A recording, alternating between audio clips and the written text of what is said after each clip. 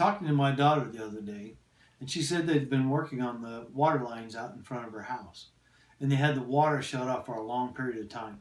Since that time, the water pressure coming out of her faucets and the shower heads in the bathroom have been very weak. She asked me if possibly the water main could be plugged up outside of the house. I told her that probably the aeration screens and the screens in the faucet and the shower could possibly be plugged up from sediment and rust that they stirred up when they turned the water back on. I told her to do a simple test by turning on the bathtub and the washing machine to see if the pressure was strong in both of those places. She said the water pressure was fine coming out of the bathtub and the washing machine. It was only slow coming out of the faucets and the shower heads in the bathrooms. This simple test affirms that the screens and the aerators are plugged up in the faucets and the shower and need to be cleaned out. Even you can do this, and it will save you the problem and the money of calling a plumber.